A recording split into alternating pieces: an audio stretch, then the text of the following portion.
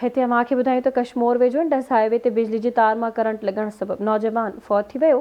मीराणी पाड़े जो रहवासी लियाकत मलिक बिजली जी टुटल तार खे वेढ़ींदे करंट लॻण सबबि फौत थी वियो आहे। फौती नौजवान जो लाश घर पहुचण ते कोहराम मची वियो आहे।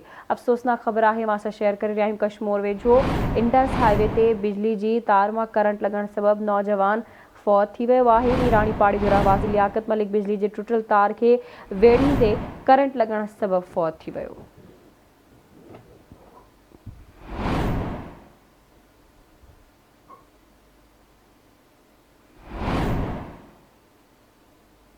एक भेरो ॿीहर अव्हांखे अहम ख़बर खां आगाह करे रहिया आहियूं।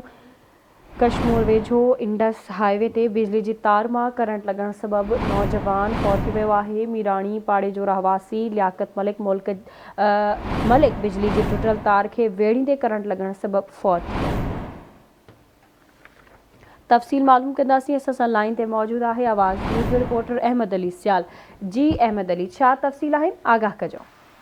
हाँ जी बिल्कुल, मां ॿुधाईंदो हलां त कश्मीर इंडस हाईवे रोड ते जेको आहे बिजली जी तार मां करंट लॻण सबबि मीराणी माला वासी जेको आहे 30 वरनि जो नौजवान लियाकत मलिक फौत थी वियो आहे। नौजवान जो बिजली जी टुटल तार खे जेको आहे वेढ़ींदे करंट लॻण सबबि फौत थियो आहे। ऐं जॾहिं फौती खे निजी अस्पताल खणी विया त उते डॉक्टरनि पारां फौत हुजण जी तस्दीक कई ऐं वारसनि में पारां कोरा मतल आहे ऐं वारसनि लाश खणी घर पहुतो आहे त इलाइक़े ऐं घर वारनि में सोग वारो माहौल ठहियल आहे। जी ठीकु आहे अहमद अली, वॾी महिरबानी अव्हांजी अपडेट करण लाइ।